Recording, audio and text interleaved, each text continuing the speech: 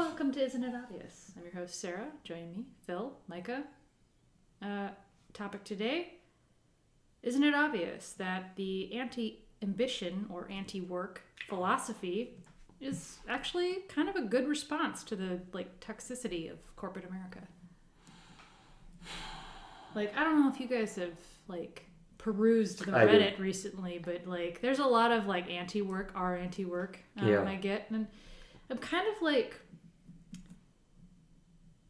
I don't necessarily agree with everything that comes out of that, but I'm kind of why are we giving 110% to people who are just paid we're basically wage slaves? And Amazon thinks by 2025 they will run out of employees to work in their warehouses because it is just such a churn of employment, where they built their business model to work in their warehouses to only be a 6-month gig. Yeah. And then, someone's new in, they're not there long enough to try and form a union. They're not there long enough to really make all these connections. They get the pittance we give them, and we give them, a scholarship for a minor fraction of whatever their higher education is, and they're gone. And then we don't have to pay their insurance. We don't have to do this. We don't have to do that. But we burned through all the millennials, and fucking the Zoomers have caught on. Mm. Musk, where are robots? Yeah, we're gonna need robots. For real though. No. We're gonna need robots because no one's gonna work these really labor-intensive jobs that take so much out of you for literally penny. That's not enough. There's not enough money. You can't make enough money doing those running jobs in those warehouses. Jeff Bezos in 2000 was worth $200 million early on into Amazon's book dealing career, and the federal minimum wage was $7.25. Yeah. In 2020, Jeff Bezos is worth $150 billion, and the minimum wage is $7.25. Mm-hmm. So there hasn't been that same scale raise, and especially when you have such totally genuine, honest Republican federal representatives saying that, well, back in my day in 1970, I worked a job at a little ice cream parlor and I still paid for college. When college was the price of a new car. Yeah, a couple $1,000. No, it wasn't even a price of a new car. It was the price of price of a used quarter. car. Yeah, a quarter of a new car at this point. It was the price of a new used car. Yeah, a newish used car. Yeah. And less than 10,000 miles on it. And a house only cost $15,000. Oh my god, I can't even imagine that now. What is the philosophy of the anti-work subreddit? So anti-work, anti-ambition is I'm gonna show up, I'll do my work, but I'm not going above and beyond. You're gonna get the bare minimum out of me, and I'm gonna go home and I'm gonna live the rest of my life, and I'm not gonna don't call me after hours. I'm not gonna be available. My job isn't my life. I'm here to get paid, and that's it. We're not making relationships here. We're not. Mm-hmm. Or even just fuck work. Fuck work. Because it's fucking toxic. Okay, yes, you get the compensation of money. That's one thing. But is it is that money worth the bullshit and the stress that you're put under for some of these jobs? Especially right now, pandemic, happened. Nurses. They're leaving the workforce in droves because the money they're getting is not worth the fucking bullshit they have to put up with right now. Or they're not serving their immediate community, and they're getting there's greatly compensated travel nurses. Yeah. They're getting 5 times the compensation to work at a hospital an hour away, as opposed to the one that's right there, where they could just be paid more. Or they could take the Wisconsin route, and where a bunch of nurses quit one hospital to work at another hospital that their current former employer wouldn't match the compensation. That employer went to, I forget if it was the county or even the state level, and got them to agree that those nurses couldn't leave. Yeah, and that was because of the need for nurses. And that was an at-will state, too. Mm-hmm. That was a state where you don't have to putting your 2 weeks notice. Anytime. Yeah. And it's a two-way street.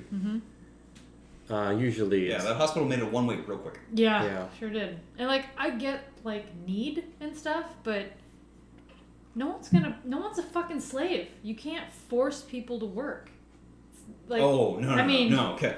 Capitalism forces you to work. I mean, it does. Because that's capitalism. It does, but... Well, to be fair, so does communism. Yeah, I mean, yes, there's no... You gotta work. Unfortunately, society doesn't work unless you work. See, but communism is you gotta work for the sake of everyone, including yourself. Where in capitalism, you're forced to work. I mean, ideally... For some of you, but usually more for other people. Okay, but in truth, like, they're both the same thing. Well, because people have to work. Yes. And you're still only working not for everyone. For honestly, when it comes down to it, it's for the few people who are at the top, because it's the few people that are making money off of all of that crap, or making some capital or whatever it is. So for the anti-work, anti-ambition, like, is this a U.S. centric thing or is it? I don't actually know. I would assume it's a Western developed nation philosophy of the reaction to like the boomer idea of, you know, you work at a company, whether it's good or bad, you're there for 40 years and they'll pay they'll take care of you. They'll pay your pension. Right. You'll be able to retire. But then all of those pension things, which would be lovely if that actually sweet, existed at this point for the average American, but it doesn't. It really doesn't. Who are the people on the age bracket for anti-work, anti-ambition? Are they younger or are they older? I'm guessing millennial and younger. I would so many say Gen X's. Right now, probably in their 40s or younger, towards their 20s to 40s right now. Millennials, Gen X's. Millennials, young Gen X. I don't think that means Gen X. Although there are a lot of disenfranchised Gen X's, but a lot of them just deal with it. Yeah, no, I think there's some of them who have like wised up to like, you know what? It's not worth my time to give 110% anymore. I'm just gonna do my job. I'm gonna work my 8 hours. I'm not gonna work 8.5. You know, I'm not putting in overtime to get like the deadlines you're given for your jobs are so fucking arbitrary. Unless it's like a critical, like someone will die if you don't get this by this certain time or whatever, like most of these deadlines that you're given as an employee are kind of bullshit.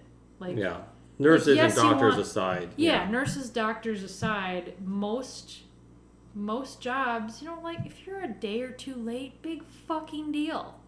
No one's gonna die. Okay, maybe like the rate of some product or whatever is a quarter less or a quarter more because rates change for pricing sometimes for things, you know, materials. But like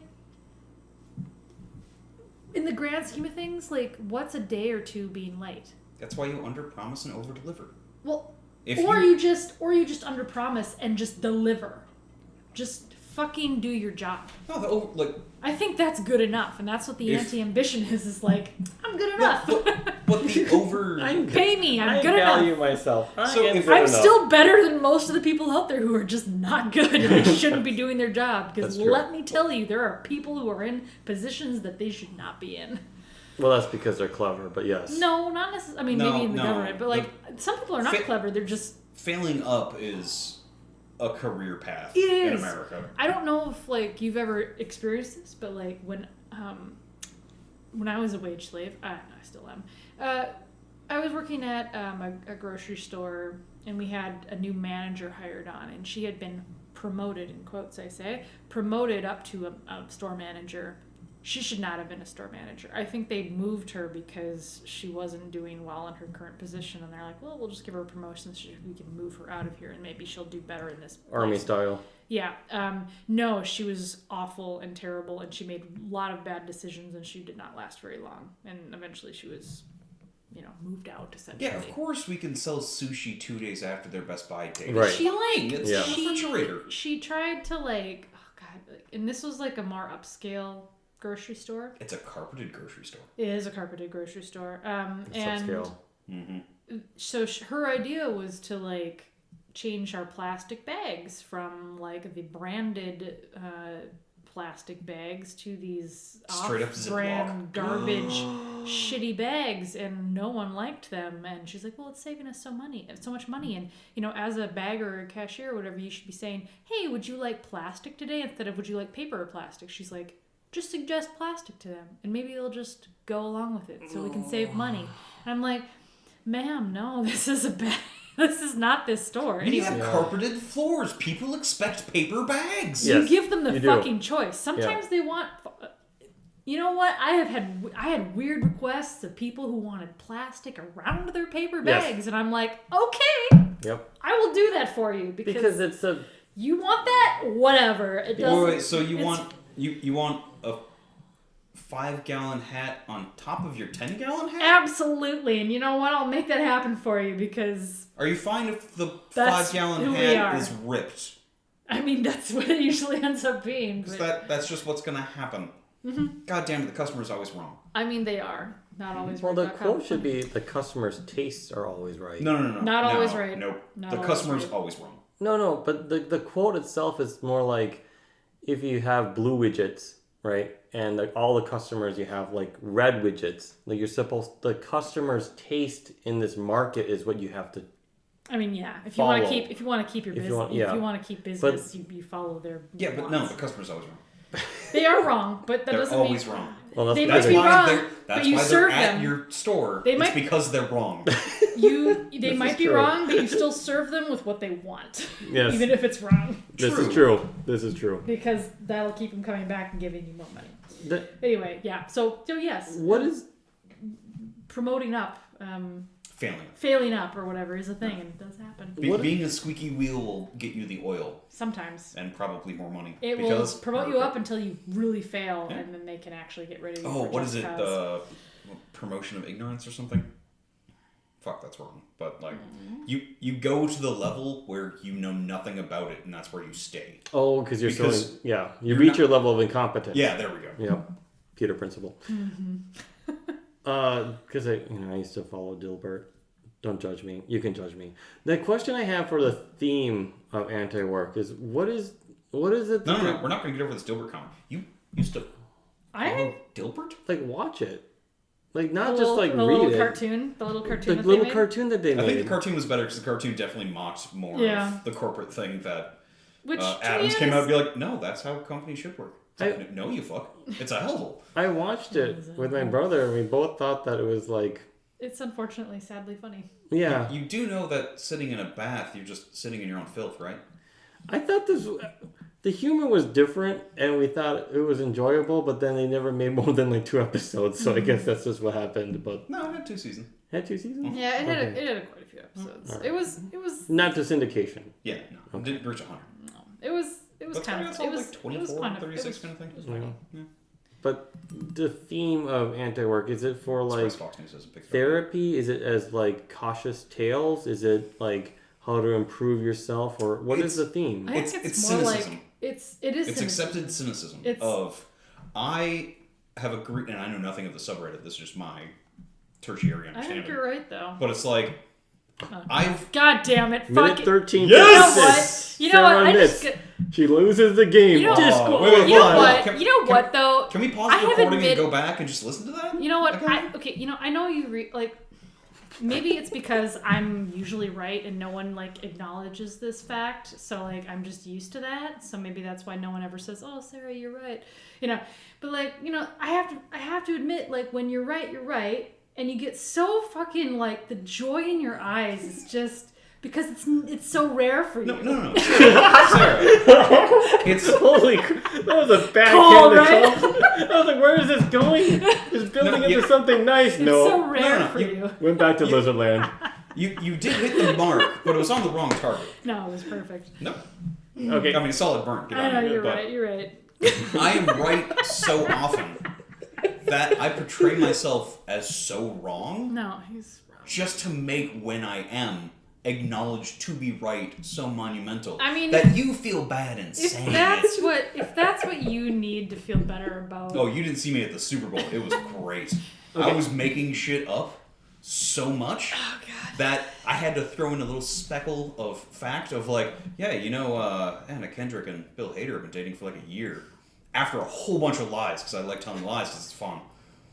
And friend's girlfriend's like, no, they're not. You're just lying again. I'm like, am I? How did you know that? I don't know. Isn't like the age difference like 100 years? No, it's like 12. All right. Anyway, back on topic. But the main crux is Martha Stewart definitely pegs Snoop Dogg, and that's why. God damn it! What? Okay. Anyway, that is libel. But it's not libel. Nothing about this podcast is factual. This is also true. We have like one listener. We've never claimed it to be. We're not Joe Rogan. We have just one listener in Uzbekistan. So Who's back? Of the two people that went to prison, I would not have guessed it would be Martha Stewart. Just saying. Well, no, Snoop Dogg went to jail when he was young. Jail and prison, but prison. I don't know if he. Not because I think it was because of the doing the Jewy. horrible thing. I don't think it was prison, but he spent time. In Probably did his nip. jail is different than prison, though. So, work, anti-work, cynicism. Yes, It so is cynicism. it's a Sorry, cynicism. I'm bringing us back to Cynicism? It's youth, like millennials, Zoomers, that type of thing that have watched their parents go through the grind. Yeah, we're disillusioned. We're just like, I'm not working that hard for nothing. I'm Literally jealous that you could work at a company and be happy for 40 years and then retire. Because that is not the economy, that is not the work opportunities I have seen It's not an option in my for us. lifetime. That is not a thing that exists anymore. Yeah. You are supposed to be I had a job interview at a place, and they're like, oh, so this is your first job out of college. And that's only where you've been. And my response was like, I'm a very loyal employee. And he was like, huh. Okay, moving on. And like, being a loyal employee Doesn't mean shit. it doesn't mean shit anymore. No you're one supposed cares. to just play the game. You're supposed to grind your way up. Yeah, 2 years at a company and then you move on. That's what Yeah, people you gotta expect climb now. that ladder, regardless what it is. Even though I'm just a laborer, but it's just you find the contract that you're like, fine, this sustains me. I'm never gonna own anything because people with more money than me own everything, and they're not gonna give that up because they have no reason to give it up because they've cornered the market. Banks own more houses than people do. Honestly, I don't know if that's factual, but it's how it feels. You just gotta find the something bank owns my that home, that's is, for damn sure. Honestly, like right now, like the best case scenario is you find a place where you can make enough to live on and still have like a social life outside of work. That's it. Is the anti-work, anti-ambition because of the stresses Micah's bringing up, as far as like the fact that you're going to work hard and you're not going to be able to maintain a quality of life compared to our ancestors, Well, it's I a guess? disillusion of capitalism too, because the flaws in capitalism are a festering boil that can't be ignored, but we're still covering it up. But if you're a laborer... Well, I mean, isn't it a good, like, isn't this anti-work, anti-ambition philosophy kind of a good response, though, to capitalism? It's not giving an alternative. It's acquiescence. And acquiescence is never good. Is it acquiescence, or Explain. is it like a kind of almost a peaceful protest? Like, okay, Going fine. along with the corrupt system because it's your only option is not a peaceful process. It's not really going along. I mean, it's not totally going along with it. But it's you're not literally improving where you're at. You're not doing the worker thing where you're contributing to your company. You are, I am punching in, I am an automaton, I am punching out, then I live. That is not a peaceful protest. That's spirit breaking. Wait, so Maybe. the idea that the anti-work, anti-ambition, is it like twofold? One is you just do your bare minimum, and because that's kind of like your understanding what the game is, and you're not gonna try to take the carrot because it doesn't exist. Yeah, the carrot's fucking a lie. So that is There's no kind of a cake. way Well, of it's saying. like, But your productivity is no longer going to be. Your productivity doesn't necessarily mean it doesn't exist. Like, you still are doing a job. You're still maintaining a standard that is acceptable, right? Like, you're still working, right? But you're not like going for the next up. Like, you don't care about climbing the ladder. You're just like, you know what? I'm not gonna burn myself out trying to make the next level. I'm just gonna stay where I'm comfortable. Like, this is the circle of influence I've chosen. This is enough for me to comfortably live on. That's where I'm gonna stay. Fuck everything else. But to Micah's point, then isn't that like not protest? Because you're still gonna produce a base level of value to your company. You're not upending the system by being a cog. Yeah. You're just finding acceptance in being a cog, and yes, but that's just being a cog. Okay, but being a cog is part of the thing is capitalism is like it's like a hungry monster that's never fucking full. It continues to want to like it's incentivized to. It's not to hire people. Economic plan built on exploitation. Yes, that's all it wants to hire people that are going to give that 110% bullshit. Not necessarily. If you're in a lot of different sectors of our economy, you just need a cog. Maybe. And if this whole ideology is, I'm going to be a cog, then so many companies are going to exploit that. But they can only exploit you as far as you're willing to be exploited. That's the thing with anti-ambition. It's like, you're like, well, this is the level. My question then, I always thought capitalism was a snake eating its own tail. In a bit, yeah. No, that's way too artistic. But the question then is Antiwork complaining about work conditions? Like the conditions of work are unreasonable? Or are they complaining about the fact that they're not getting paid enough? Like, hey, for the work that I do for a base level of value, I'm not getting paid enough. Or is Antiwork about the fact that none of this is meaningful? Like all of this work, what's the purpose of it? Like which one of the three is it? Yes. I think it's more of the latter than the other two. Honestly, maybe a little bit. Like, what's the point? Like, yes, I'll work to live, but it's not a life. You know, like it's. Like, I want to have a social life, and I want to be able to have fun and go do things that are fulfilling to me.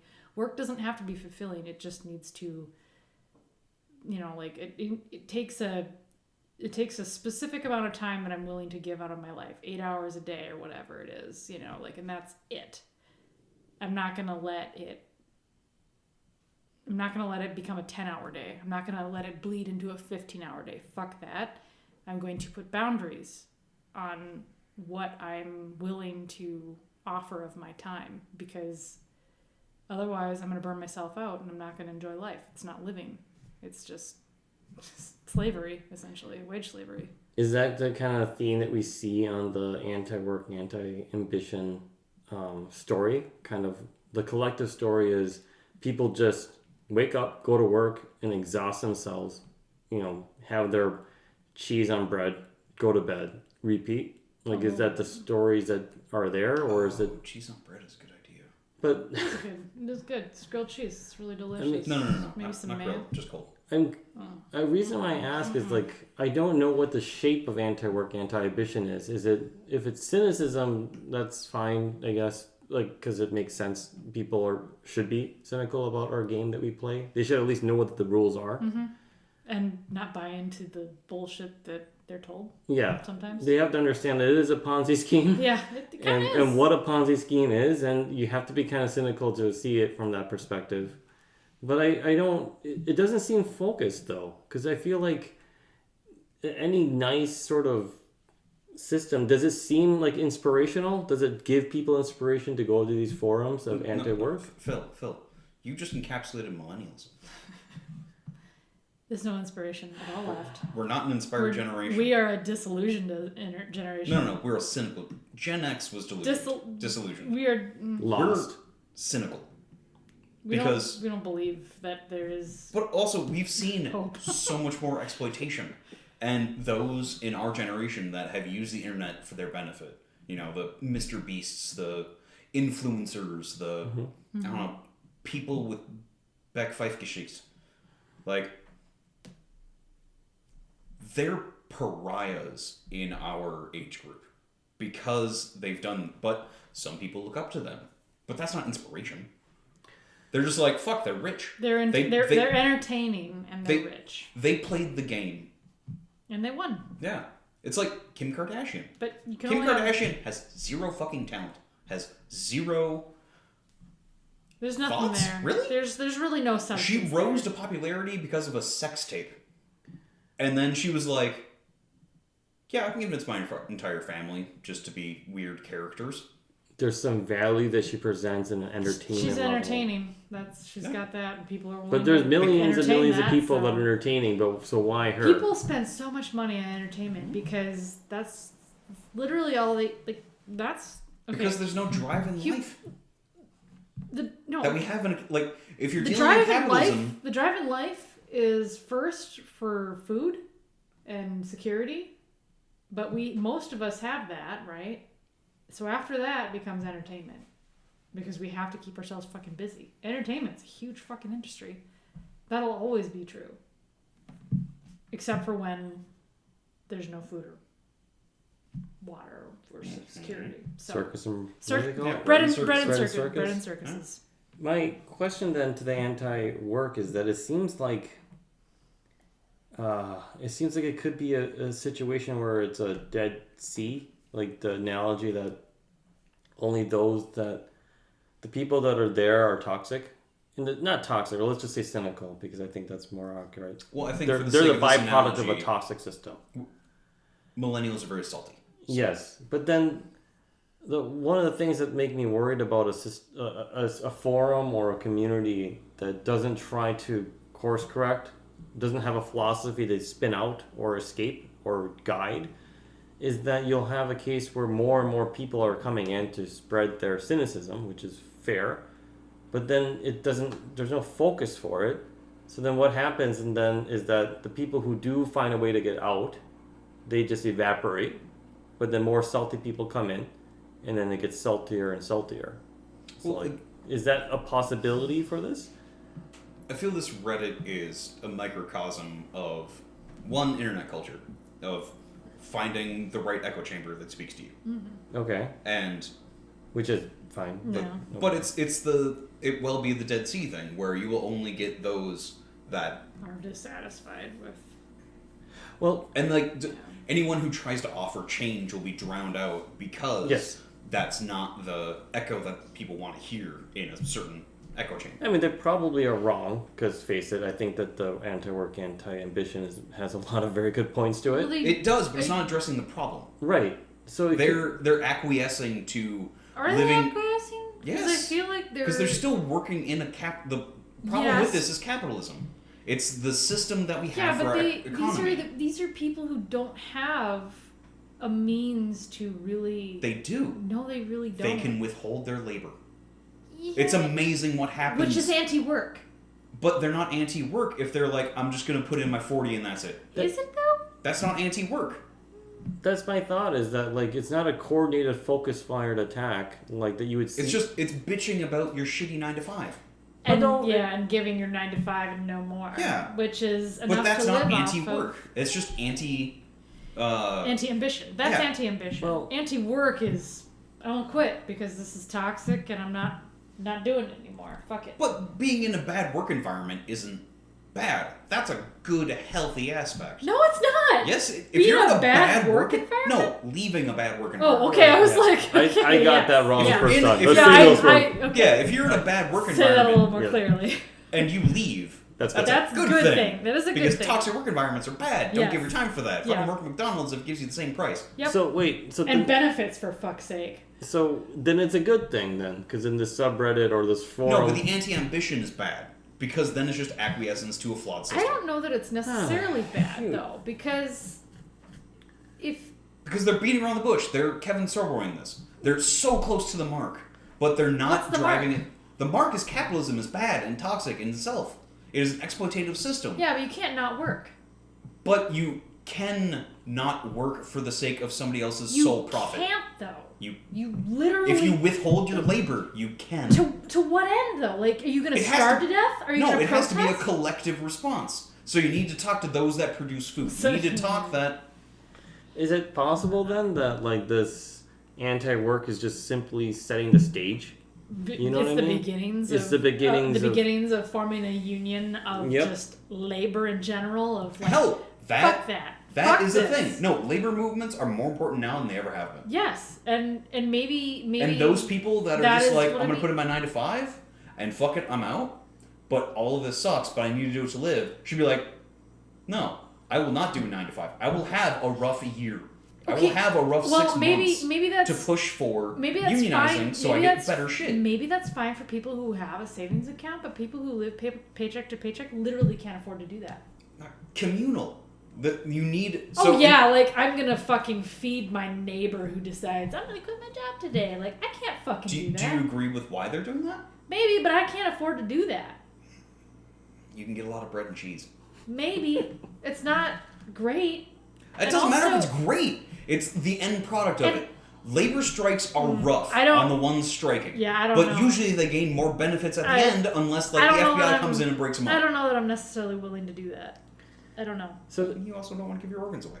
That's also true. That is also true. And that's another topic that someday I will do when I feel like having that argument with you guys. So basically, all I understand about I'm looking up for you. Someday.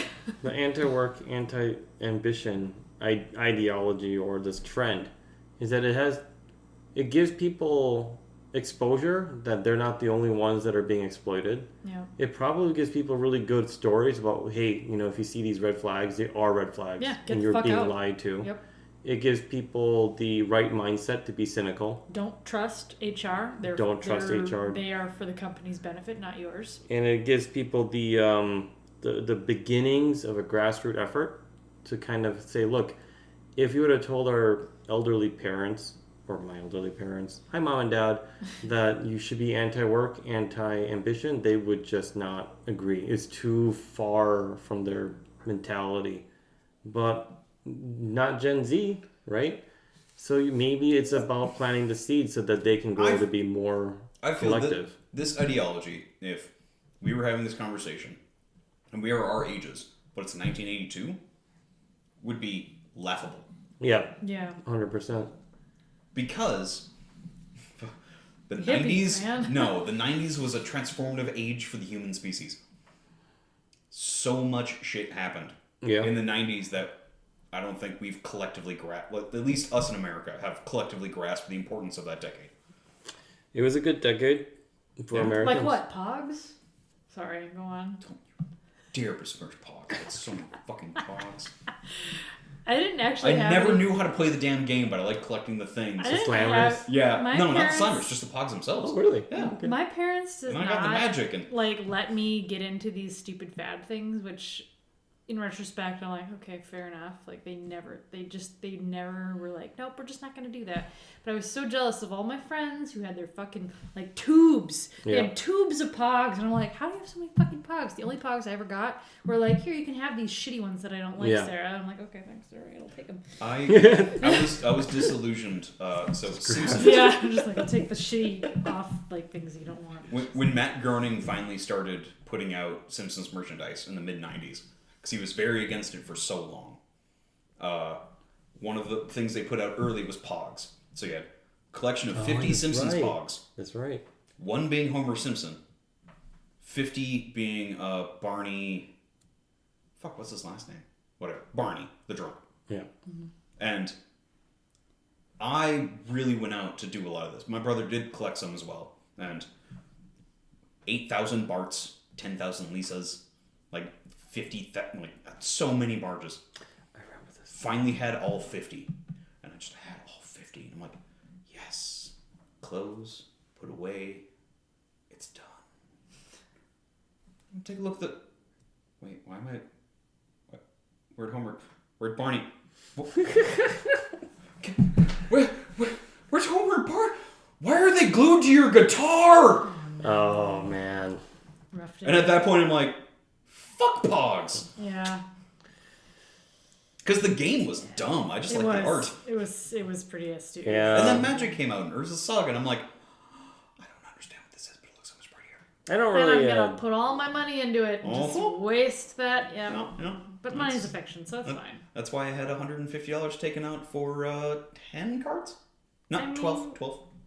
Magic the Gathering is... It feels a lot like the original loot box. Yes and no, because there's a secondary market. And you can play with them. Yeah, it's more like Diablo 2. There's many games that you can play with. Yeah. It's It's Just Diablo like 2's economy before Stones of Jordan went real broke. It's very similar to my like obsession with nail polish. Like I can give myself so many manicures with like one little bottle of polish, so it's fine. I can justify spending. Yeah. I can justify spending. Me spending $50. $10 to $15 on a really fancy bottle. And me spending really $50 to get one card that itself is $35. Cries. How much money have I spent on my 200 plus nail polish bottles? It does seem to me that... I don't have a savings account, but I got 20,000 Magic cards. It does seem to me that people need to get their passion away from work. Yeah. And I think you should, because work should be, I mean, certainly a part of life. Work should definitely... People should contribute to the society as a whole for whatever that is. Yep. But that should not be their sole reason for living. Yes. Yeah. There needs to be a life in that should not be their sole reason for taking care of their child, where they're working 2 jobs in order to afford a shitty apartment. I mean, if you and like... food for your kid not to starve. If you find that, there's like a Japanese saying, like, ikigai or something like that. I could be wrong. Ichigiri?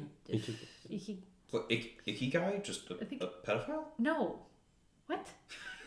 An ikigai. That's Mr. Peter-phile to you. And you're just being stupid. But anyway, like the philosophy is like you find something that is your passion, that you can get paid for, that is your valuable to the society. And there's like 4 quadrants or whatever, that if you can find that center, and like you can find that, and like that is like a state of being that is just amazing. And I don't know that everyone gets that, but like honestly, if you can get like 3 out of those 4, like that's pretty good. If you love your work, you'll never work in. If you love your job, you'll never work a day in your life. Kind of like that, but yeah, that's a whole bunch of bullshit. But it is a bunch of bullshit, because like if you're paid for your like, unfortunately, I do like my talent, my fun.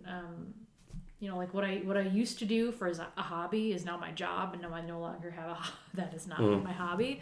I'm paid for it now. I don't find joy in it anymore. It's just a job. From my understanding, then it's like passion can be exploited. Yeah. And so it's almost like they use it as a weapon against us. So like I used to look down on the idea of having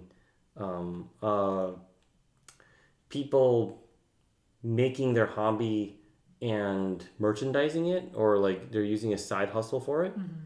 And I don't now. I mean, I was kind of stupid at that idea, like, because I thought that you're gonna ruin it if you make it like with deadlines and you have to deal with a customer, and then now you have to deal with all the logistic things. You don't ruin it, but you certainly aren't gonna be doing it as a hobby anymore. Like it's not for fun anymore. It's your job. Even if it's like a side hustle or a side gig or something. Yeah, it's still work. It's not. Yeah. I don't know that it's passion anymore. You know. But then now I think about it, it's like, well, maybe it's fine to try to get some, like this idea that you can be getting paid for something that you are passionate in. I think that's not a bad thing. It's not a bad thing, not but if you can get it. If you can get it, yeah. It's highly unattainable because of how niche that has to be. Yeah, like you have to be pretty good to... I'm just a lurker on Twitter, but I follow Hideo Kojima. I really like his work. Twitter's a cesspool, but okay. Oh yeah, no, Twitter's bad. Yep, Twitter's Don't worry, bad. I'm waiting for Truth Social. It's gonna get better. All right. Anyway, I follow Hideo. Really respect his work. I've had days of my life have been enjoying the content that he produces. When Death Stranding came out, he turned, from my perspective, to such a publicity hawk. I unfollowed him for many months because it was just him posting Death Stranding stuff and Death Stranding stuff and Death Stranding stuff and Death Stranding stuff. And it's like, no. Then I unfollowed him. Then I follow him again. And he posts a picture of what he's listening to on his Walkman this morning. I'm like, that's the Hideo I want. Just show me your toys. I don't want your shitty marketing. I don't care what Norman Reedus. But show me what you're listening to. Because you're a weird, weird man who's forced me to listen to a lot of weird music. So the anti-work, anti-ambition is something I still don't quite understand. But I think you have responsibilities. I think it's a fair fucking response to corporate America. I think it's lazy. It's not a response. I think it is a response. I think it's okay, well, you're not going to raise my wage, I'm not going to raise my work ethic. I'm gonna give you what you hired me for. But that's not changing the power paradigm where they can still fire you. No. Like, they can. Nothing in this. They're just working with the system. That's it. And they're finding a place to bitch about it. Where they can feel But capitalism itself, again, it's like a fucking snake eating itself. It's a fucking furnace that you have to keep feeding the fire. If you're not feeding the fire and you're literally just... But you don't. You're not, though. You're being a cold fucking stone in the fucking fireplace. There are more of us than there are of them. True. And I do agree that if you really want... We can just reshape it. Because capitalism served its purpose for humanity as much as monarchy served its purpose for humanity. But even... Sorry, go ahead. Sorry, I didn't mean to interrupt. No, it's all right.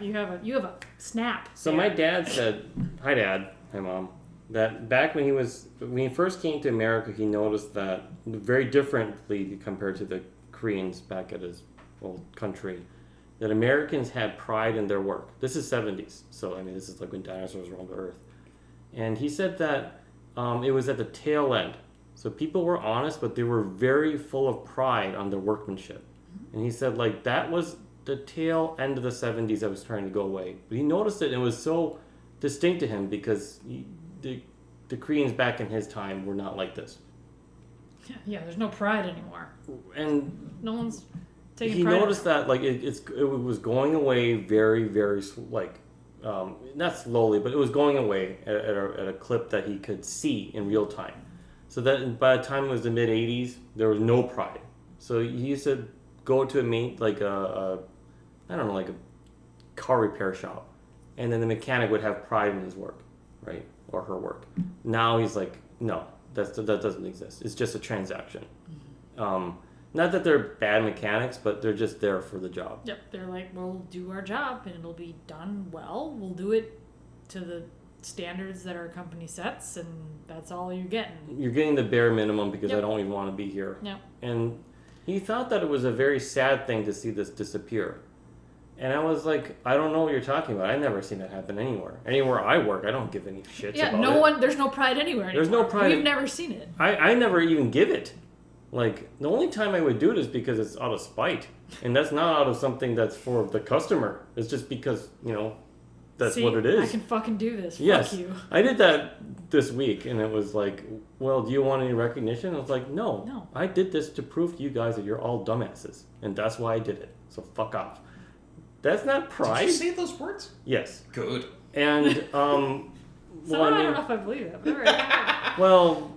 Maybe not fuck off. Professionally said you professionally. To some people I said it that way. To others I didn't prove you wrong. Now go on break. Yeah. That's how you professionally say fuck off. Yeah, fuck off, but not fuck off. To some engineers I would be like, I did this so that I can prove to you that I can, so fuck off, as a joke. Mm-hmm. But to the people who actually matter, I'm like, I did this to prove to you that I can do this. And you never believe, because you guys didn't believe I can, and I did. You have no faith in the fact that you hired us. Because you hired me to do this job, and like, here, I can do this job. I'm in a new crew or whatever, and they're like, why is this guy considered to be okay? He doesn't seem to be good. And I'm like, I'll show you now. Mm-hmm. Like, you give me this problem, and I will now tell you why I was considered good, because it wasn't my job anymore. And then I gave it to them. Like, I don't want any fucking recognition. Like, I just did this to prove to you guys that I could do it. That's another thing. Recognition's kind of, okay, what's the incentive of recognition? Nothing. A pat on the back? Like, no, they give you like some token effort of like, maybe you get nice. a raise, like or maybe there's money or something. Maybe there's compensation in there, but like the reputation that you get, okay, maybe that could be useful somewhere else, but like nowadays when everyone's a fucking cynic, how useful is it? Sarah, it's as useful as you saying I'm right. It's really useful. That's actually very useful. That very useful. It's nice for your pride for like a half second, but then he goes and cries in a corner when he's like, yeah, I was right for a half second. You think I have pride? Oh, the problem I have is I don't understand the Antiwork pride. Yeah, what pride? What pride, Micah? What pride in our work? And anti-ambition, because I think it's just like how my father saw it, where it was kind of like the end of pride. Mm-hmm. And so now we're seeing the end of wage slavery philosophy. Yeah, like we're seeing the end of... What's the point of pride in our work? We're seeing the end of ambition. Yeah. What's the point of what is late stage capitalism, and we're living through it. Yeah. Anti-ambition. Anti-ambition. It's the logical response to a system that eats its own tail. Yeah, like you say you're working within the system, but I don't think it is. I think it is actually actively hurting capitalism because you can't grow if people are stagnating. Capitalism is like stagnating for 30 years. They're not growing either. And they're not growing. They're actually declining. They're declining. They are declining. Their inflation is like it continues to They're rise. the first ones that invented quantitative easing. So thank you, Japan, for war crimes against humanity and quantitative easing. They're trying to encourage their population to have fucking kids because they can't support their olding and aging population. But you know why? Because there's no point. You can't capitalism. Yes, it's capitalism. You can't afford to have kids. We could it's a fucking furnace that's not being fed the fire because we it's can a have snake as eating many itself. Analogies and metaphors as we like. Capitalism. But the main point is thanks, Mom. Anti-ambition is actually a good response because it's gonna fucking kill capitalism. Slowly but surely. It's not. Slowly but surely. No. We need we need a workers' revolution. In 2 episodes' time, Micah is right 2 for 2. I don't know about Stay tuned that. next time to see if he's right for a hat trick. He's right about a piece of things. It's not the Still whole counts. Hey, right is right. And now I'm going to run as a Republican and become a senator just to spite you. It's because funny. Fuck you, I can do it. No one tells can. No one tells me I'm right because I'm right all the time. Anyway, I'm so used to it. So. Love you, Mom. Yeah, thanks, Mom.